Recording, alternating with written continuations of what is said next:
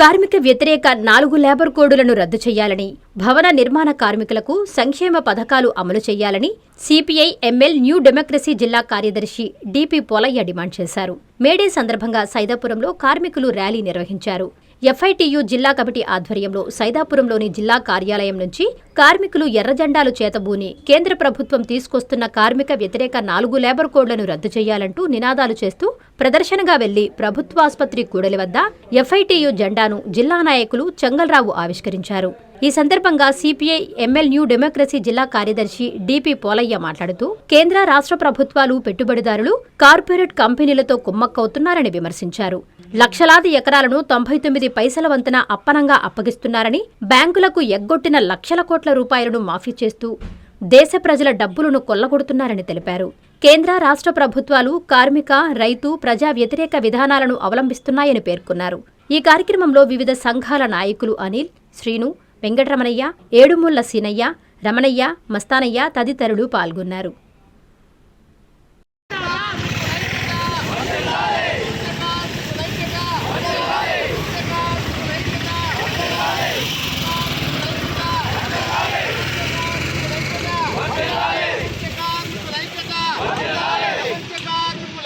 వ్యాప్తంగా శ్రీకాకుళం నగర కార్మికులు 140 సంవత్సరాల క్రితం 18 గంటల పనిదినానికి వ్యతిరేకంగా పోరాడి ఆ పోరాటంలో 8 మంది కార్మికులను ఉరితీయడం కూడా జరిగింది. అనేక మంది కార్మికులు అమెరికా ప్రభుత్వం తూటాల వర్షం కురిపించి కొన్ని వందల మంది కార్మికులకు ప్రాణాలు బలి తీసుకున్నారు. ఆ పోరాట ఫలితంగా 140 సంవత్సరాల క్రితం శ్రీకాకుళం నగర కార్మికులు తమ రక్తాన్ని సిందించి సాధించినటువంటి రోజు ఈరోజు మేడే. ఆ పోరాట ఫలితమే ఈరోజు 8 గంటల పనిదినాన్ని ఇవాళ కార్మికులు అనుభవిస్తున్నారు.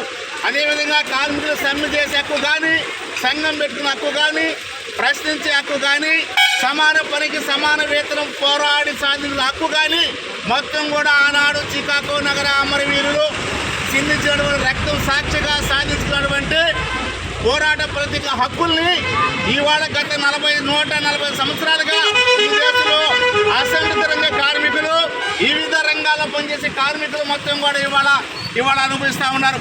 అయితే అలాంటి పోరాట ఫలితంగా సాధించుకున్న కార్మిక చట్టాలను ఈనాడు నరేంద్ర మోడీ ప్రభుత్వం 3వ అధికారంలోకి వచ్చిన తర్వాత ఇవాళ కార్మికులు చిందించి సాధించుకొని పోరాడినటువంటి కార్మిక చట్టాలని ఇవాళ మొత్తం కూడా ఏకపక్షంగా ఇవాళ బడా కార్పొరేట్ శక్తులకు, అంబానీ, ఆదాన్ లాంటి బడా పారిశ్రామికవేత్తలకు ఇవాళ కార్మిక చట్టాలు మొత్తం సవరణ చేసి కార్మికులకి ఇవాళ నడిపించే విధంగా కార్మిక యాజమాన్యానికి అనుకూలంగా ఇవాళ చట్టాలు తీసుకున్నారు.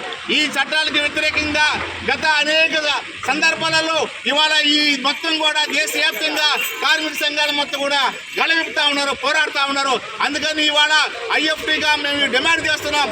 ఇవాళ ఐఎఫ్టీ ఆధ్వర్యంలో ప్రపంచ మేడే కార్యక్రమాన్ని ఘనంగా ఇవాళ ఐఎఫ్టీ కార్యాలయం నుంచి ర్యాలీగా జరిపి అక్కడ జెండావిష్కరణ చేసి ఇక్కడ హాస్పిటల్లో జెండావిష్కరణ చేస్తా ఉన్నాం. ఈ సందర్భంగా కేంద్ర రాష్ట్ర ప్రభుత్వాలు మేము డిమాండ్ చేస్తున్నాం.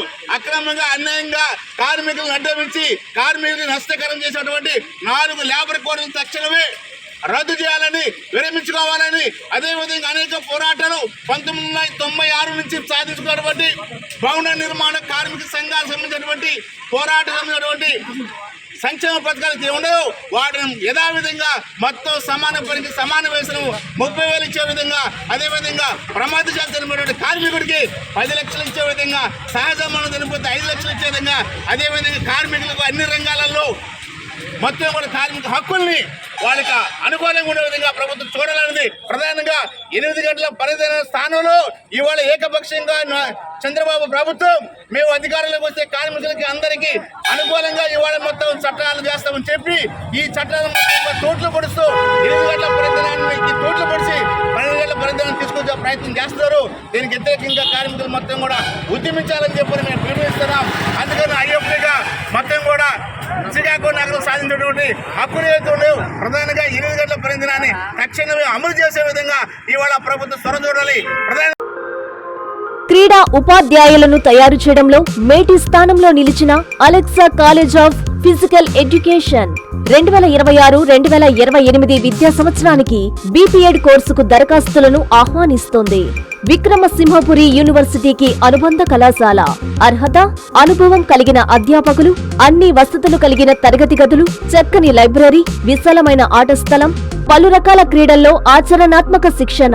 ఇవి Alexa college of physical education ప్రత్యేకతలు. క్రీడా ఉపాధ్యాయ వృత్తిని ఎంచుకున్న ఆశావహులకు ఇది చక్కని అవకాశం.